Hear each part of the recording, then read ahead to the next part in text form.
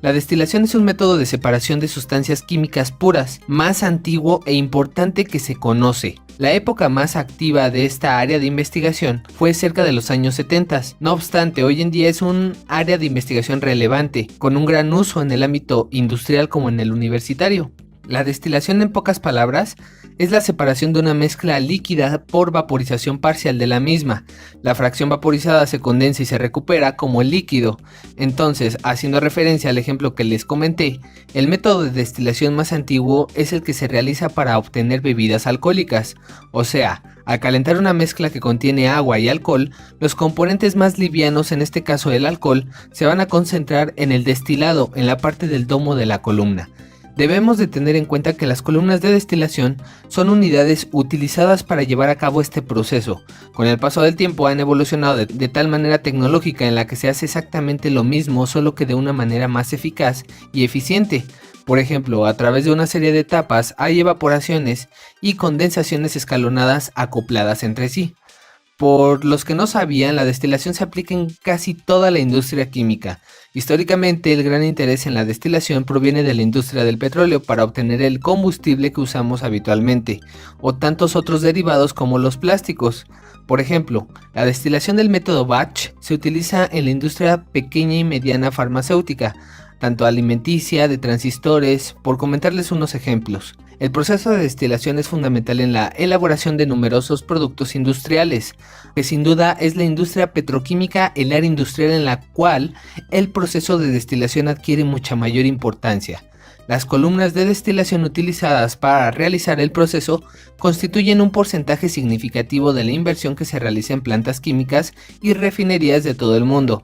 Imagínense, el costo de operación de las columnas de destilación es generalmente la parte más costosa de la mayoría de los procesos industriales en los que interviene. Por ello, el disponer de técnicas prácticas para modelar columnas de destilación más o menos realistas y desarrollar sistemas de controles eficaces y fiables es muy importante a fin de conseguir un funcionamiento eficaz y seguro de los sistemas de destilación industriales. Bienvenidos.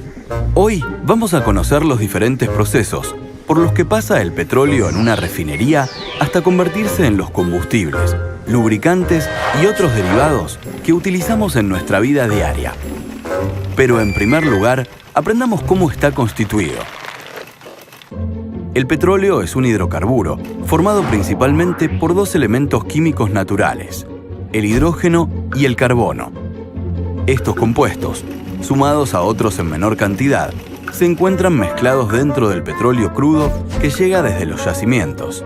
Para utilizarlos, previamente es necesario separarlos. El crudo se calienta en el horno hasta alcanzar la temperatura de destilación. En la torre de topping empieza el fraccionamiento, separando las cadenas de hidrocarburos. Cuando el petróleo entra en la torre atmosférica, la temperatura hace que los hidrocarburos más livianos se evaporen y asciendan, mientras que los más pesados quedan abajo. Al ascender, los vapores se van enfriando y cuando entran en contacto con las bandejas pasan de nuevo al estado líquido. Así, cada uno de los componentes encuentra su temperatura de condensación y es recolectado en esas bandejas. Los más livianos son el propano y el butano. Estos gases son los utilizados en las garrafas, salen de la torre, se procesan y se almacenan para su comercialización. Las naftas livianas y pesadas, de las que hablaremos más adelante. El querosén, Jet A1, que es el combustible usado por los aviones. El gasoil liviano, que pasará por un proceso para eliminar el azufre contenido. El gasoil pesado, que también deberá pasar por otras modificaciones para mejorar su calidad antes de ser comercializado.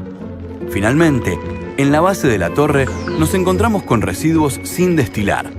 Pero no son basura. Aún queda mucho trabajo por hacer.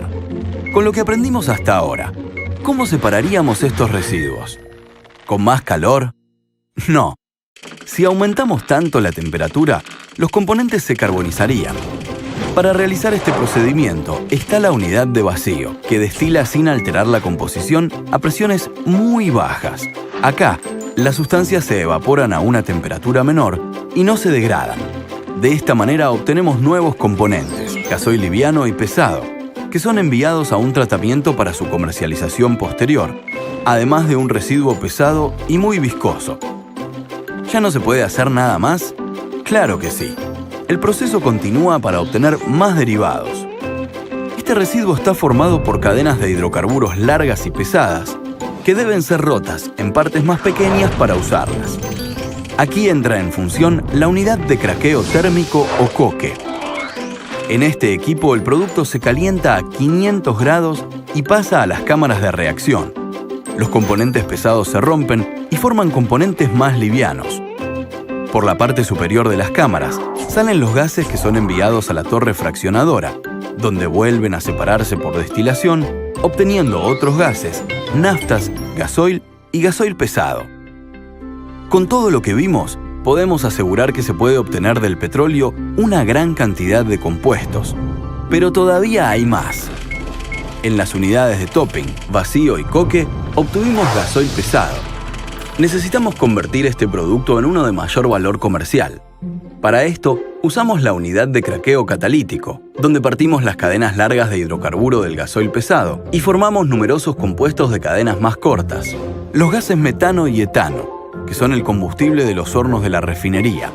Los gases propano y butano, utilizados como materias primas en la industria petroquímica. Combustible para automóviles, que va a formar parte de la nafta super e infinia. Gasoil, que será el combustible de una amplia variedad de maquinarias. Además, si combinamos una pequeña porción de gasoil liviano con una parte mayor del fondo de vacío, obtenemos fuel oil, el combustible de los barcos y las centrales de energía eléctrica. Pero vayamos a ver qué pasa con el más conocido de los combustibles, la nafta. El combustible que viene del craqueo catalítico se fracciona antes de llegar a la mezcla final. La parte más liviana se dirige a la unidad TAME para producir naftas de mayor calidad.